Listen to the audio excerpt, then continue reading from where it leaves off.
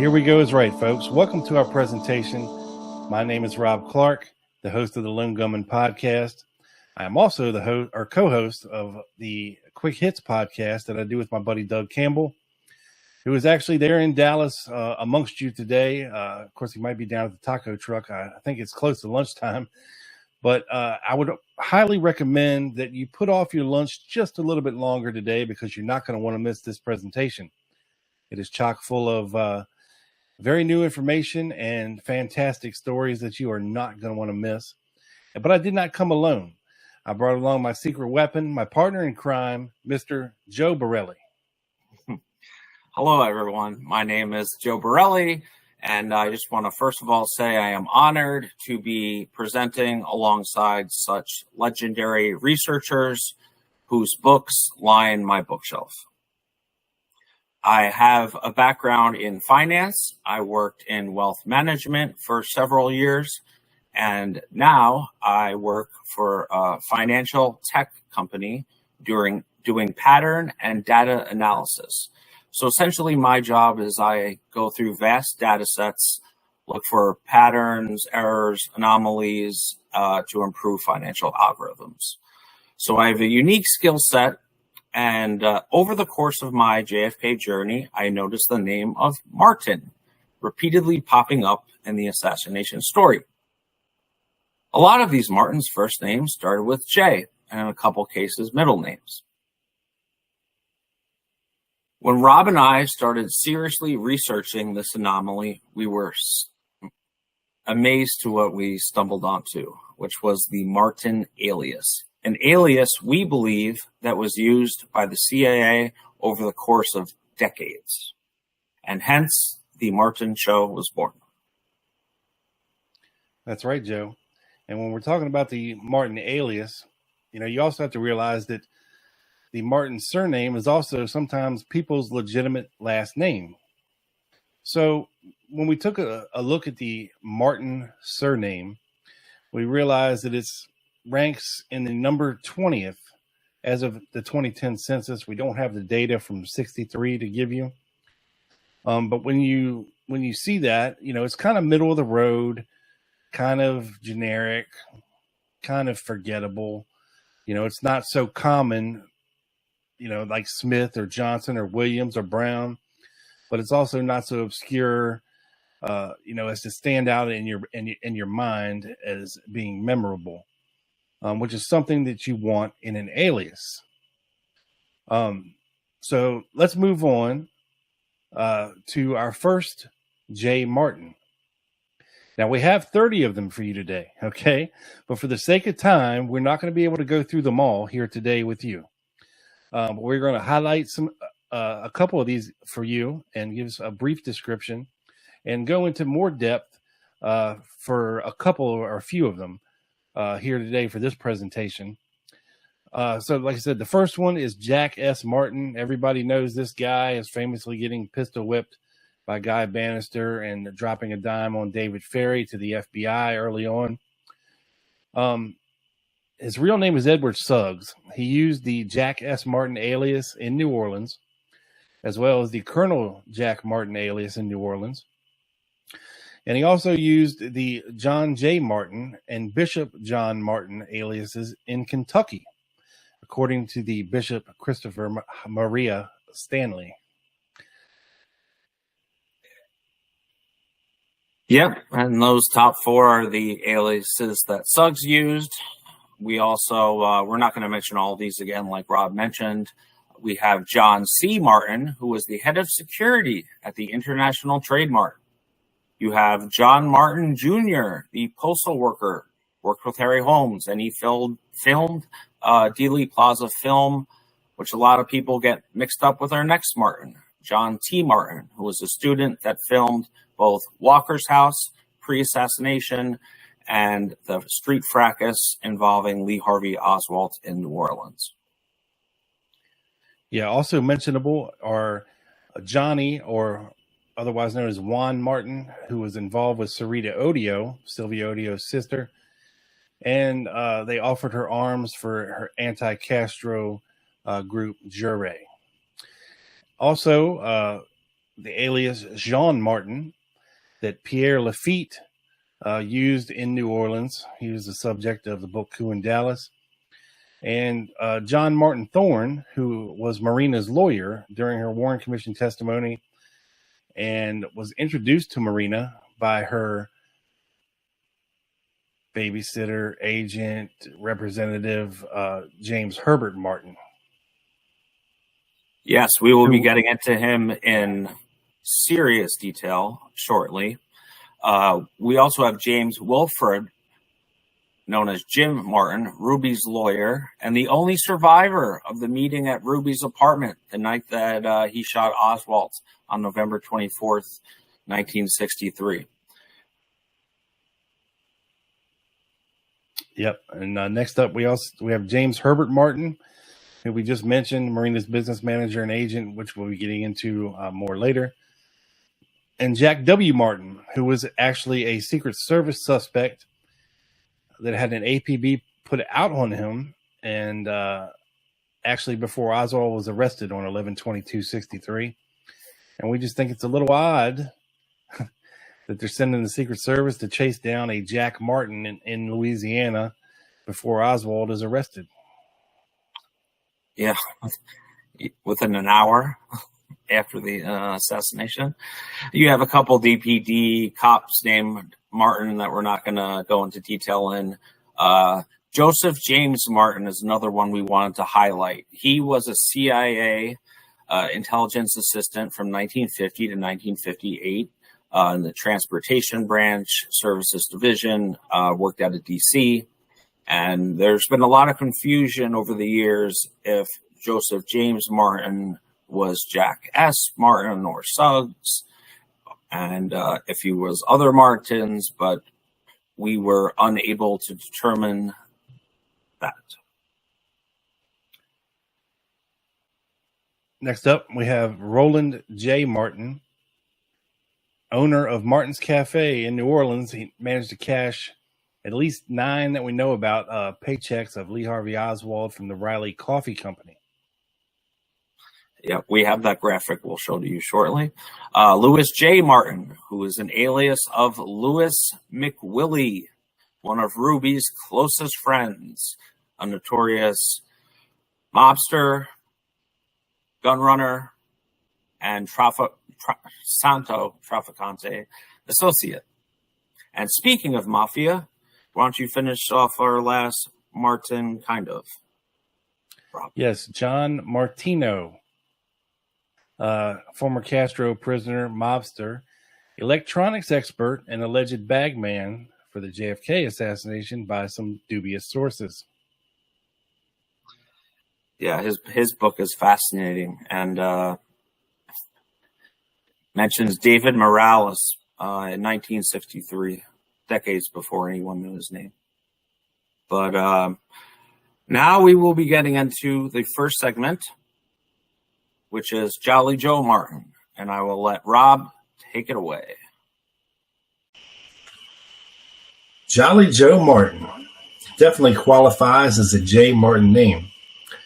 Now, Jolly Joe Martin was a real guy in Omaha radio.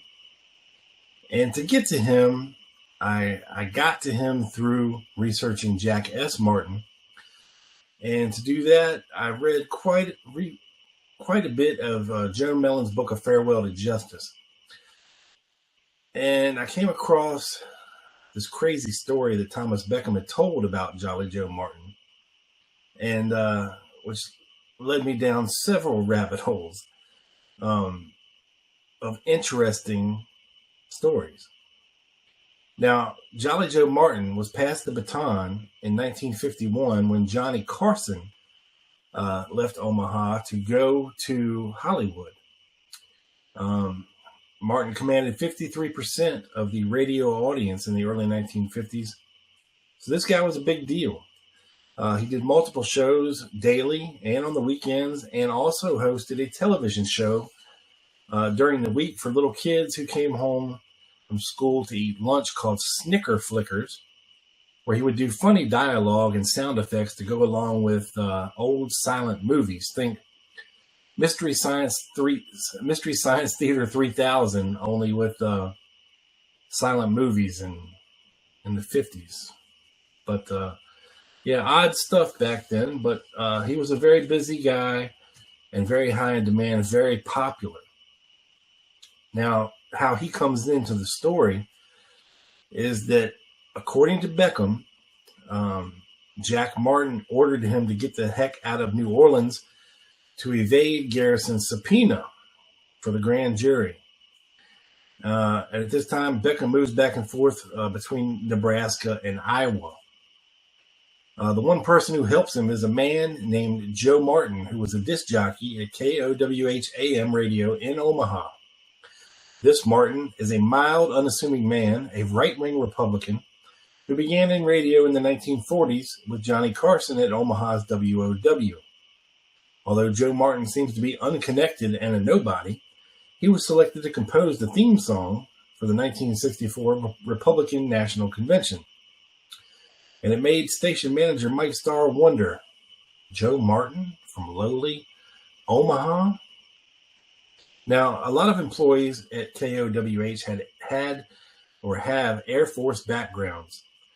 The majority owner of the radio station, who purchased it in 1962, was William F. Buckley Jr. Maybe you've heard of him. And his brother Ross Buckley, who lived in New Orleans, right down the street from Clay Shaw. He would also hang out with Harry Thornley on Friday nights at the Ryder Coffee House with William Cuthbert Brady. And together with Brady in 1962, Ross Buckley organized something called the Fair Cuba Committee. Not Fair Play for Cuba Committee, but the Fair Cuba Committee. Gotcha. So here's where the craziness starts. So station manager Mike Starr starts to hear of secret phone calls to Joe Martin and whispered conversations, and Martin leaves and would disappear with no explanation for hours at a time. He is, in fact, involved in shielding and protecting Garrison witnesses and helping them avoid his subpoenas. So Joe Martin finally confides in Mike Starr about what he's doing. He is running a CIA safe house, he reveals. Starr, who was a young graduate of the Georgetown School of Law, also serves as Judge Advocate General at Offutt Air Force Base, which Beckham has told stories about Fred Crispin being able to get them on the base, no problem, and all of this weaving in and out of Operation Looking Glass and all kinds of other crazy stuff. Now, at the safe house, Martin says he's been recording the stories of those he is shielding on tapes he plans to play on KOWH. Now, Starr feels he will lose his FCC license or be prosecuted and says, no, Joe, absolutely not, sir. Now, one night, 6 weeks after Joe Martin asked for airtime to play his assassination tapes, there was a loud banging at the door. Two men show up, flashing IDs, claiming CIA, and chase Joe Martin into the basement. They clutch him and drag him off into the night. They claim that they'll hear from him in a little while. They don't know when he'll be back, and they disappear.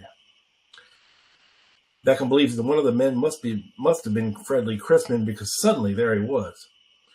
Beckham says, I might as well return to New Orleans. I can lie or say nothing. You might say something you shouldn't say, Fred laughs. Smart as I am, even I make mistakes. And then he also threatens Beckham with this.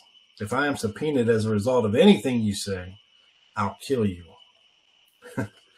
So 3 days after Joe Martin disappeared, Mike Starr received a telephone call from the psychiatric unit of St. Mary's Hospital. Did he want to pick up Joe Martin? Sure. So when Starr arrived, Martin was cowering in the corner, unshaven and disheveled. Martin tried to talk, but could not remember anything about the last 3 days. He would be unable to ever go on the air again. All he would say, when finally he could speak, was that he had been working with somebody who tried to get away from it. Now, as good as Joan Millen is, even she gets things wrong. Joe Martin would be okay. He, in fact, would go on the air again and managed to have several jobs throughout the 70s and 80s at KHS-TV and KMVT-TV in Twin Falls, Idaho, until he finally passed away in 1995. Now, interestingly enough, in 1967, a lightning strike caused enough damage to take the station off the air for a few weeks in August. The outage delayed the start of the new format planned for September 1st. After returning to the air, the program change was further delayed until October 1st while waiting for a new stereo tape equipment to arrive. So, was this done to prevent Jolly Joe Martin from playing his assassination tapes on the air? Who knows? Now, back to Thomas Beckham for a second.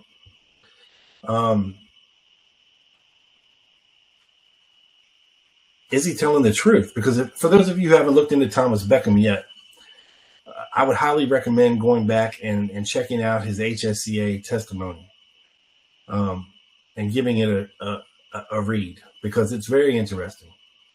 It differs highly from his Garrison grand jury testimony. And what he told investigators, Bob Burris and L.J. Delsa, made them want to polygraph him because the story he was telling was so fantastical. So in 1978, Richard Hunter, a former partner of Bob Burris, as a favor, did the polygraph, and there was no cost at all to the committee. Was he being truthful? Well, after 2 days, Hunter revealed his conclusion, and he discovered no deception whatsoever in Thomas Beckham. Either he's the greatest liar that Hunter had ever encountered, or he was telling the truth.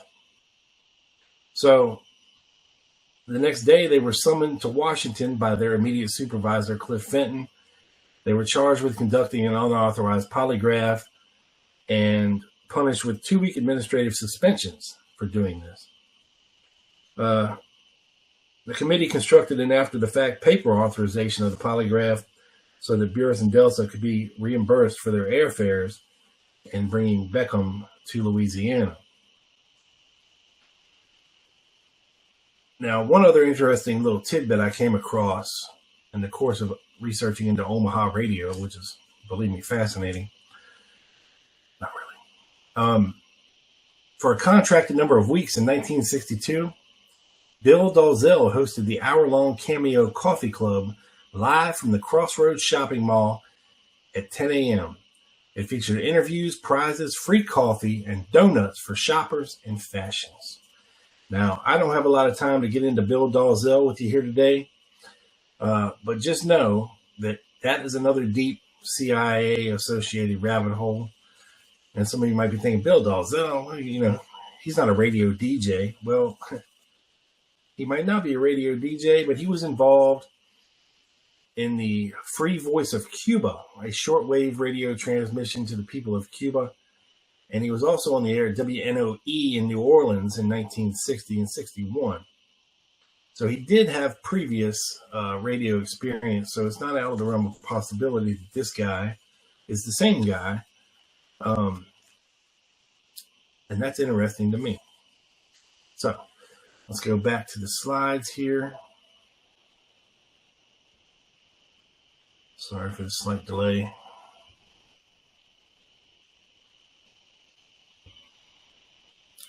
All right, so I was wondering, okay, does all this line up?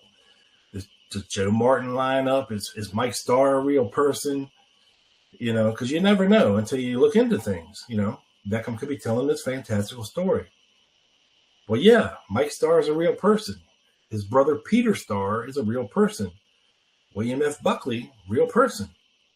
In fact, Peter Starr, Mike Starr's older brother, knew William F. Buckley Jr. Since he was 13 years old from his paper route. And when Peter Starr graduated from college in '64, he went to work as a salesman for an Omaha radio station owned by Buckley, and in 4 months he was promoted to manager of the station.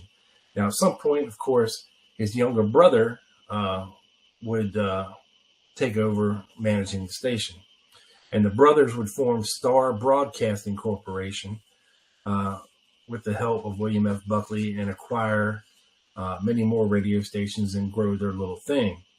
Now, the interesting thing about this Omaha radio station is in 1969, they kind of switched formats to a experimental format of progressive rock and jazz.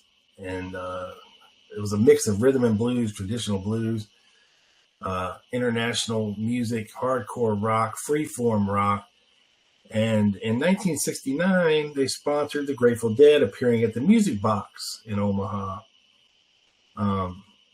which is interesting considering that the Grateful Dead have been suspected of helping the CIA spread the gloriousness of LSD to the population. So very interesting stuff there. Now, Mike Starr was so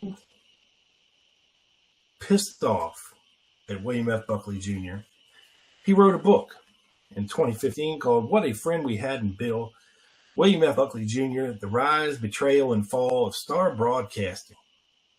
Now, apparently, everything was great in the 60s, excuse me, and into the 70s. Everything started to fall apart very quickly for Star Broadcasting.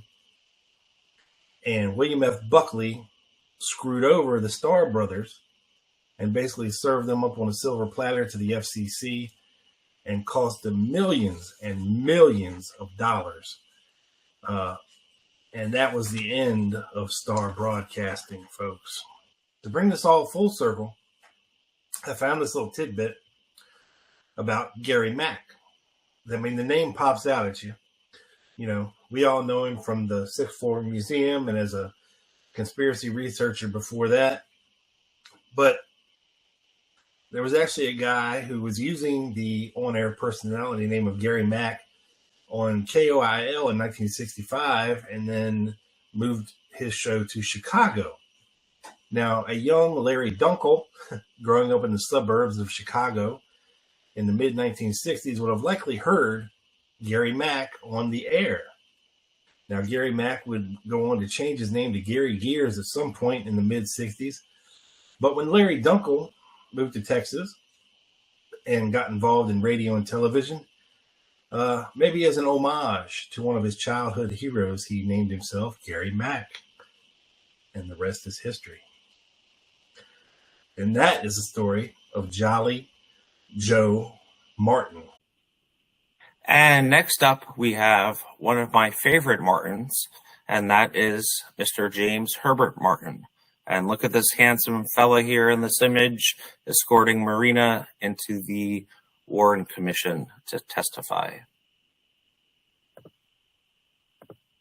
He is commonly known as Marina's business manager and agent, essentially her babysitter, similar to the way George de Mohrenschildt and Ruth Payne were previously. He worked at the Six Flags Inn in Dallas at the time of the assassination and took in the Oswald family the night Ruby shot Oswald on November 24th. He actually reached out to the Fort Worth sheriff who contacted the Secret Service to offer the Oswald family a place to stay. Only 5 days later, Marina and her two children moved into the Martin home on November 29th, 1963, only 5 days after Lee was murdered. James Herbert Martin was also a military man. This is his draft card. He signed up in June of 1945. And this is going to get us to his work history, which Rob and I have done a big deep dive on, and it's very interesting. He was working at the St. Louis Statler Hilton Hotel, and in 1956 he was transferred to the Dallas Statler Hilton Hotel. In 1959, he left the Statler Hilton Hotel and became a salesman for the Carte Blanche credit card company, which was also a part of the Hilton company. And it's interesting that Carte Blanche means kind of go wherever you want. But there is an interesting gap in his work history, and that is from mid-1959 to mid-1962. Coincidentally, very close to the time Lee Harvey Oswald was in Russia, and we'll get into some of his work history. This is another FBI document that talks about how he was elevated to credit manager at the hotel and left the hotel's employ sometime in 1959 and went to work for Six Flags over Texas. But as we'll see later, he didn't work for Six Flags until 1962.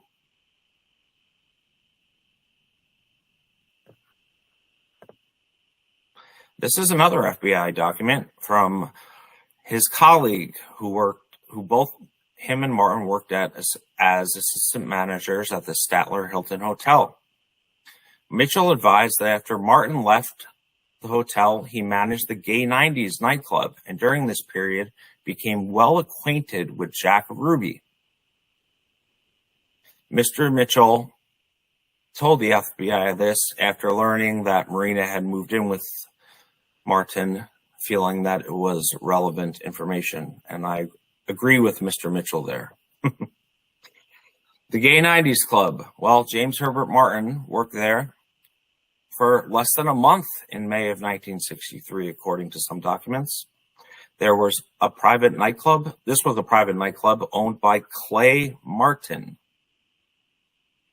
And the club was owned by Mike Abram, an oil man out of New York. So another oil man connection and a plate connection. The Jack Murphy Insurance Company was owned by Jack Murphy. And in addition to owning that company, he was also the lawyer and trustee for the mobbed up mayor of St. Louis, Missouri, James Herbert Martin's hometown. And it's possible that in addition to having military ties, he had mob and CIA ties as well.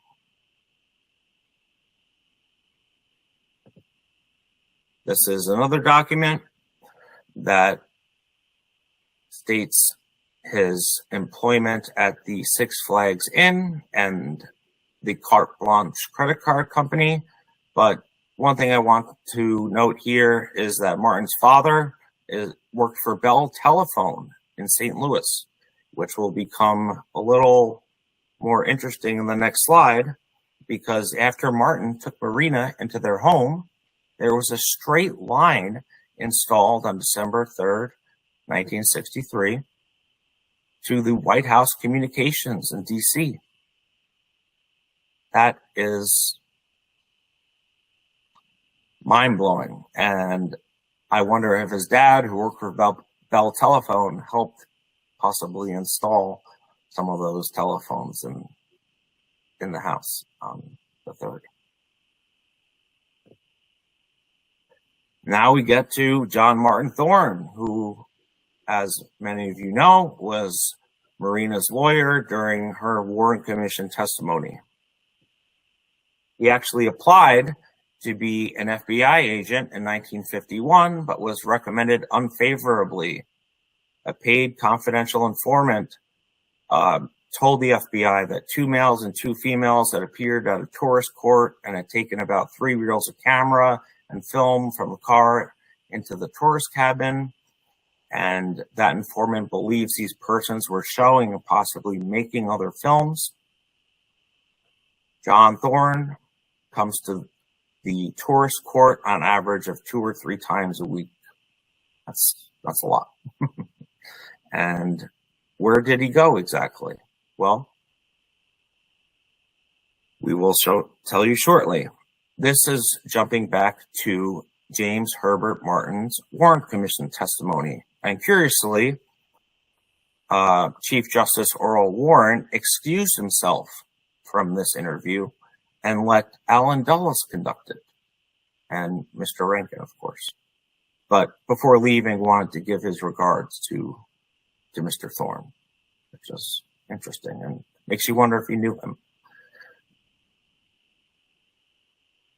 And another little tidbit we found was that Chief Justice Earl Warren later instructed the recorder to strike it from the record and tear up the tape. Wonder why. Also in James Herbert Martin's Warren Commission testimony, asked about his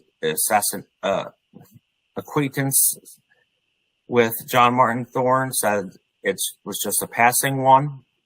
John had handled some movie work and would probably know something in the area which we were talking. So I think it's pretty conclusive that John Martin Thorne was making his movies at the Six Flag Inn.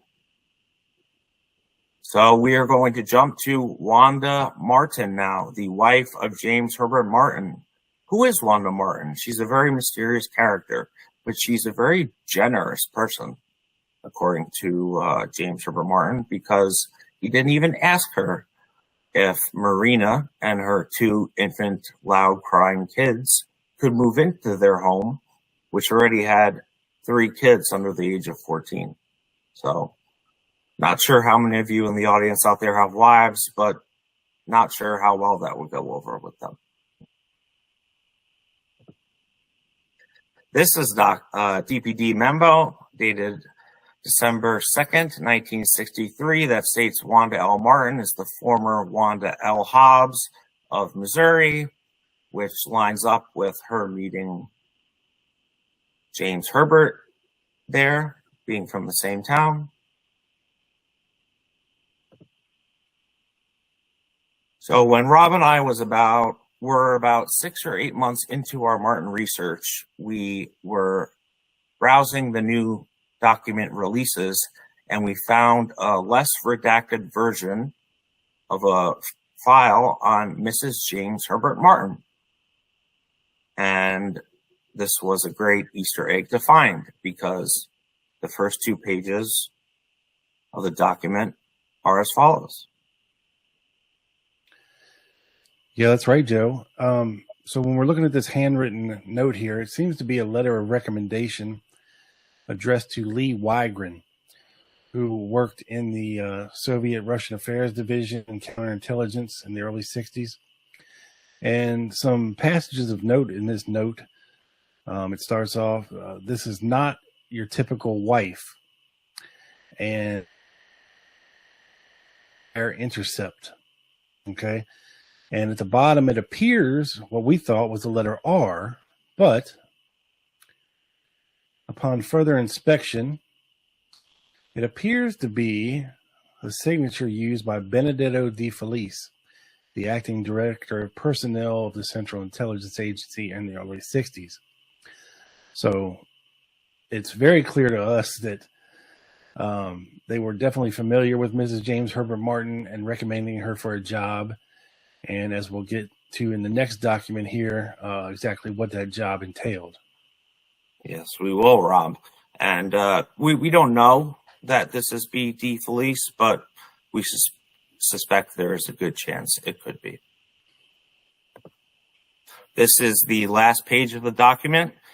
Subject: engagement of spouse, redacted as redacted, which would indicate some type of alias. Terms: the subject individual has been engaged in under oral contract for use under Project Die Circuit. Now there is virtually nothing on Project Die Circuit. The effective date on the oral contract is 1964 and shall continue thereafter until terminated. We went on Ancestry.com and looked at some of Wanda L. Martin's travel records. This is an Wanda L. Martin liked traveling. This is her coming back from Venezuela to New Orleans. This is her coming from Japan to San Francisco, California. And we have many more of these documents, and we are determining whether this Wanda L. is the wife of James Herbert. It's very ongoing. But we do know that the CIA had husband and wife wire intercept teams. One of these was Mr. and Mrs. Boris Tarasov, who translated and transcribed all Russian coming from the Soviet embassy. And they also transcribed the alleged Oswald call to the Soviet embassy. So were James Herbert and Wanda a CIA husband and wife intercept team, wire signal? We think that there's a good possibility they were.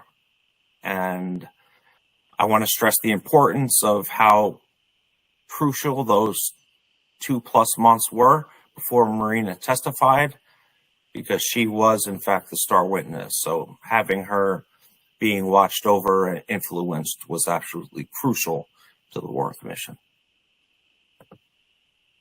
And lastly, on James Herbert, we have a document from the SS Mazdam, the same ship Lee, Marina, and June traveled back from the USSR from. And there is a 5-person Martin party on the manifest list. And it says J.H. Martin, 4 adults, and we think 1 child, which would make sense because they had 3 kids, which would have been about 13 and 11 at the time, and 1 daughter who would have been about 5 or 4. So possibly the reason for the crossed out rate, there was no other instance of that happening that we saw. So not sure what's going on with all these Martin parties going on everywhere, but they seem to follow Lee very closely. And next we have, and for our next segment, we will be covering one of the more mysterious Martins in the assassination story, and that is John T. Martin. Now, credit to Tom Scully for finding this photo. This is the real John T. Martin, who took a very interesting film that we will get into. But as you can see in his bio, he at 17 was a very conservative Republican and loved to play chess.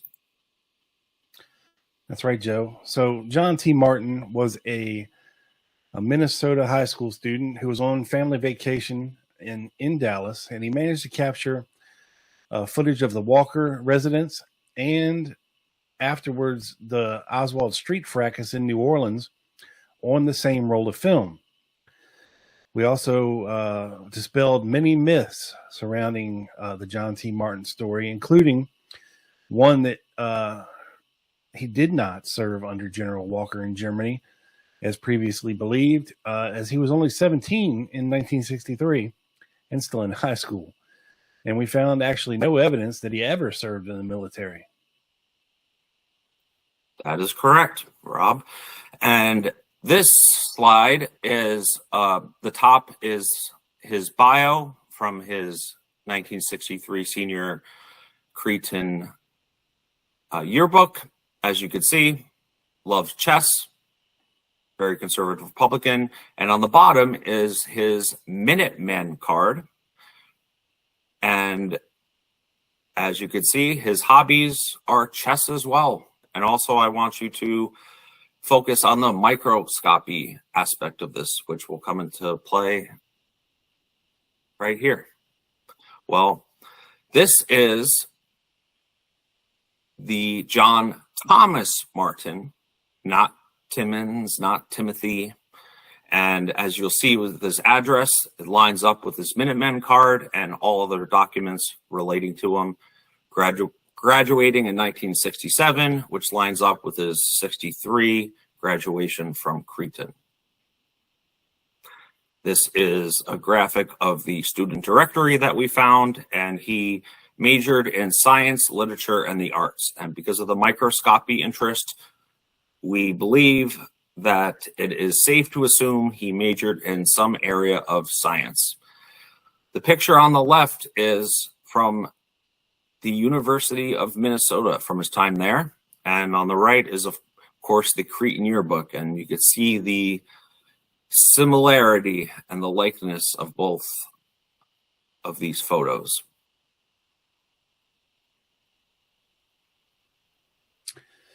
All right, so let's get into the John T. Martin film itself. So in mid-December, Martin contacted the FBI in Minnesota and turned over his film that he had filmed because he realized that he had captured Lee Harvey Oswald in New Orleans. So the FBI took the film, they sent it to New Orleans, who determined that it was of no value whatsoever, and the film was returned to John on January the 28th, 1964. Now, when he got the film back, and subsequently after that, after viewing it, he felt that the FBI had edited some things out of his film.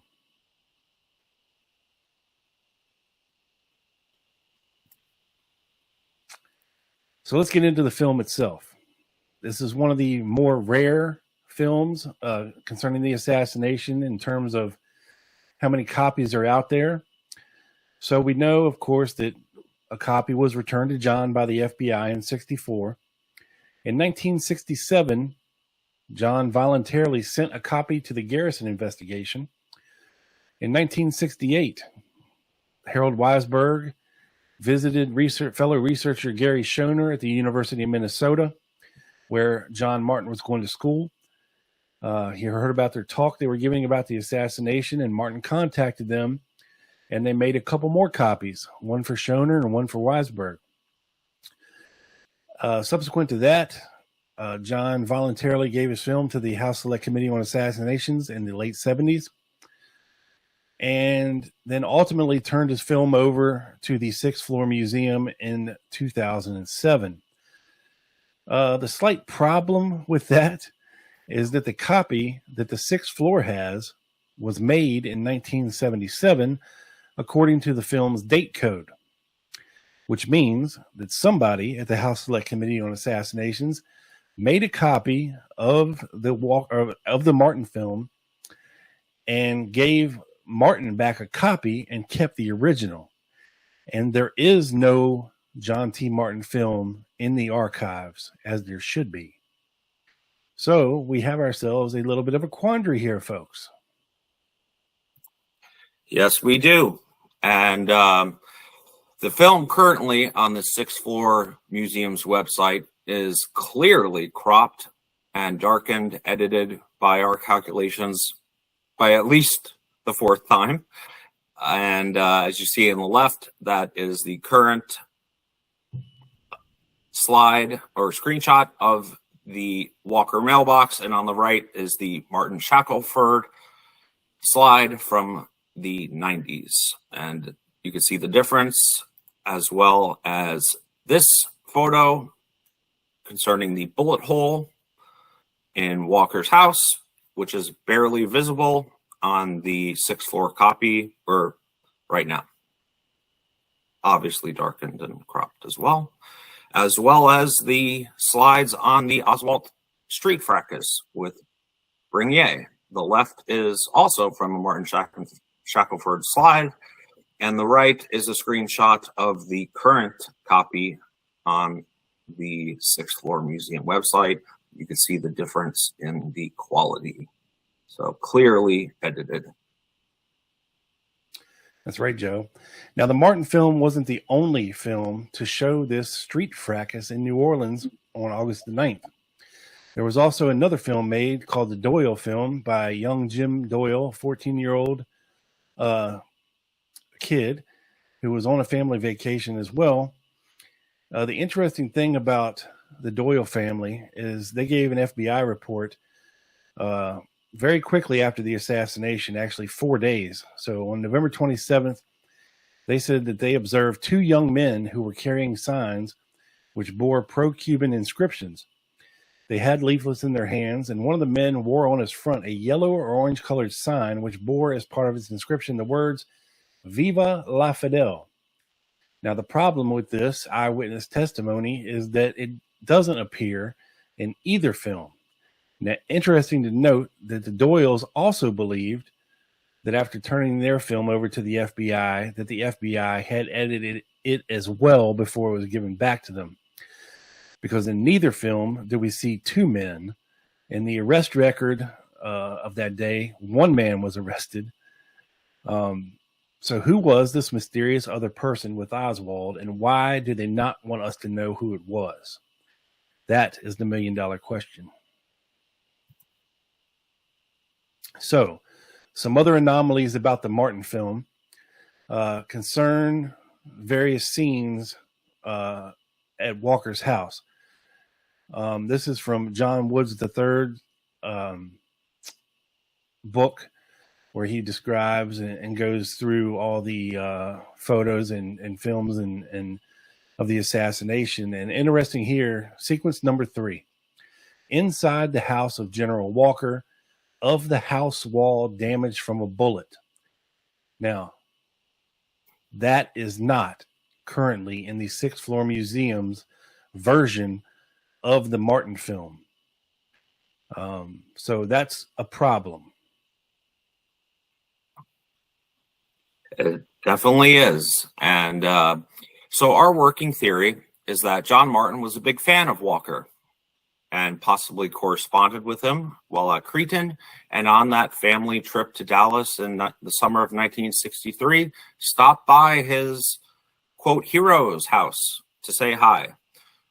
When John T. stops by, we know what he records: the mailbox, the house, the bullet hole. Clearly, he was inside Walker's home. We do not know how or why he went to New Orleans to get the street fracas on tape in time.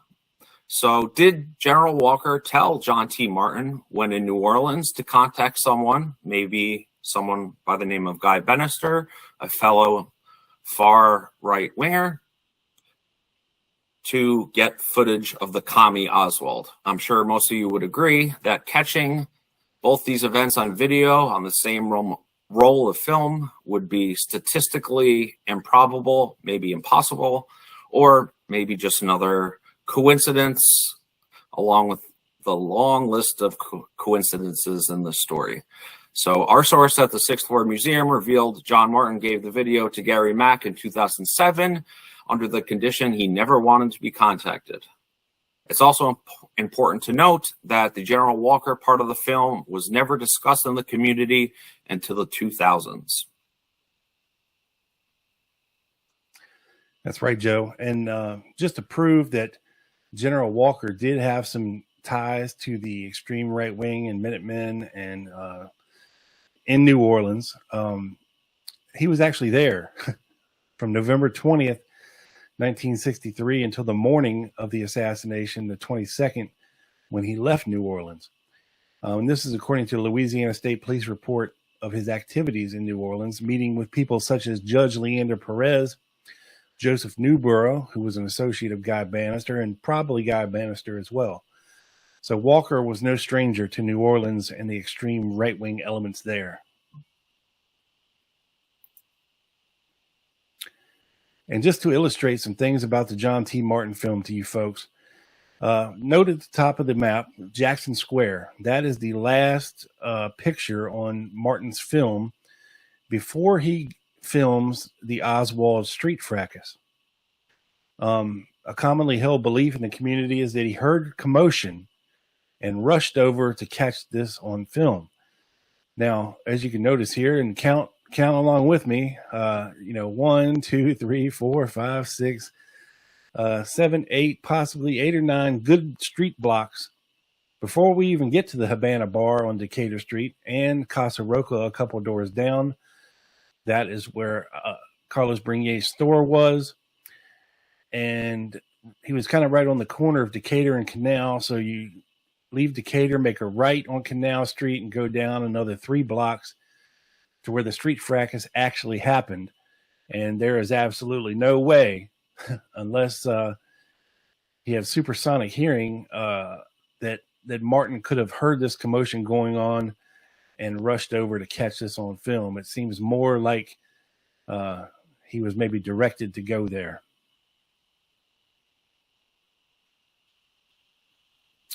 So, on August the 1st, Lee Harvey Oswald wrote a letter to V.T. Lee, the chairman of the Fair Play for Cuba Committee, in which he explained that while handing out FPCC handbills, he'd been attacked by Cuban exiles, and the incident had, quote, robbed me of what support I had, leaving me alone. Oswald also wrote that he was officially cautioned by the police. Now, the trouble with this is the actual fracas that Martin caught on film happened on August the 9th. This letter was written on August the 1st. So, did it mean that Oswald or other parties were going to stage a street fracas and film it, make it notorious? Or is this a reference to an earlier occurrence that seemingly happened before August 1st? In Henry Hert's book, Reasonable Doubt, Jake Easterling relates a story that Oswald was beaten by some Cuban exiles outside of the Havana bar, and that the cops came and nobody was arrested, and it wasn't filmed. So did they kind of recreate things to sheep dip him just a little bit more, catch it on film, get him arrested, and make him a little bit more notorious? Yes, the August 1st or the previous fracas might have not gotten the attention needed. So now we are going to go to John T. Martin and Cretin High School. Recently, John T. Martin, we believe, is still alive and would be 77 years old as of today. And we found documents that he is still donating to his alma mater, Cretin, as late as 2013. And we have a few of these, 2 of these examples on this slide. This is the 50th reunion in 2013. John T. Martin is among one of these old gentlemen here. Of course, it is very hard to tell who he is, which one, but we think we might have found him. As you see on the left, that is the Cretin High School yearbook photo. In the middle, the University of Minnesota photo. And on the right, the 2013 reunion photo. And the likeness is, and similarities of his face, nose, ears is strikingly similar and very interesting to think about. And, you know, we would love to hear what John T. Martin actually did and was instructed to do, and we hope to maybe get a statement from him one day. Yep, that would definitely be interesting, Joe. So if you're out there or you know this man, just know that we'd like to just talk to him. And there's a lot more to the John T. Martin story that we didn't have time to get into today. A lot more, folks. So make sure you're following along on YouTube after this presentation. And now, some more of the more notorious Martins in the Martin story. And for our final segment, we have the Watergate J. Martins. Yes, you heard that correctly. Did you know that 3 Watergate burglars, all who were active and had alleged connections to the JFK assassination, used the J. Martin alias? Well, I didn't before we started researching this. And the first one is Eugenio Rolando Martinez, a lifelong CIA agent who was very much active in 1963, had a known J. Martin alias. This document is from 1973. the FBI was looking into if these two other John W. and John P. Martin aliases were in fact used by Eugenio. Very interesting. And this is a graphic of Martin's restaurant, where Lee Harvey Oswald cashed at least 9 checks from the Riley Coffee Company. Now, this restaurant was owned by Roland J. Martin, and we looked into the possibility that this was Eugenio Martinez, because that was, of course, his middle name, and we determined it was not just another crazy Martin coincidence. That's right, Joe, which brings us to James McCord, who was given an Edward J. Martin alias by the notorious E. Howard Hunt before the Watergate break-ins. McCord said that his contact was a Mr. John Martin from the DOJ, as you can see below, from the Watergate hearings. He said it was from the Internal Security Division, chief of the evaluation station. I believe his name was Mr. John Martin, but we quickly determined that actually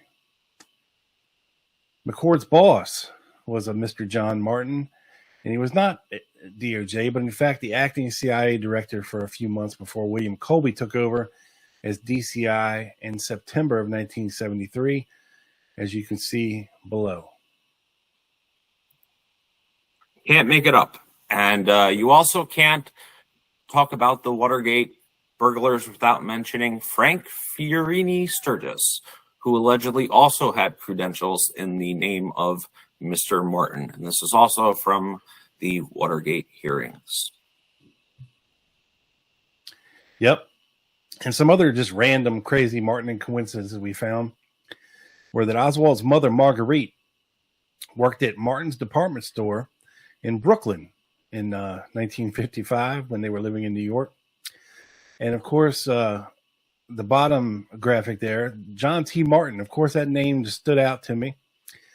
But this guy was a Python fancier who ran a voodoo museum in New Orleans. We quickly determined that this was not the guy that we're looking for here. And interestingly enough, JFK proposed to Jackie at a place called the Martin's Pub in Georgetown in D.C. And they have a booth there named the Proposal Booth. And they also have another booth called the Rambler Seat, where he wrote his inaugural presidential address in the Martin's Pub.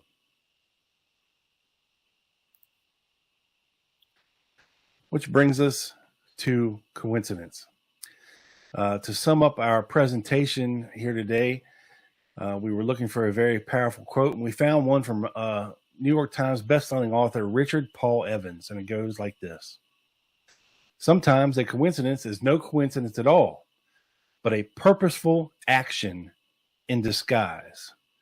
And we thought that, that really, really hit home for us. And hopefully it sums up our presentation in a short sentence. So, of course, we couldn't do this presentation alone. These are just some of the people that have helped us along the way during this presentation. And they come from all different walks, whether it be conspiracy theorists, lone nutters, researchers, regular people, people associated with the assassination, people not. We're big believers in collaborative research, and we believe that that is the key to moving this case forward.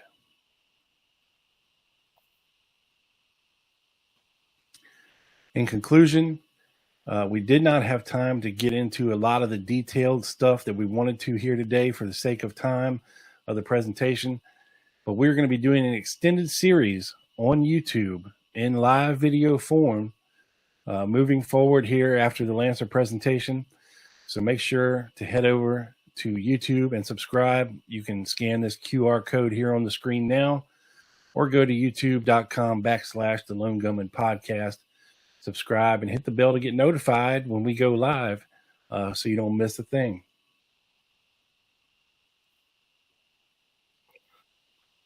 Yes, and we have a lot of interesting content hours and hours worth. And I just want to say it's been an honor to present here today.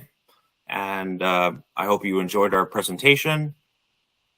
And we look forward to seeing you guys soon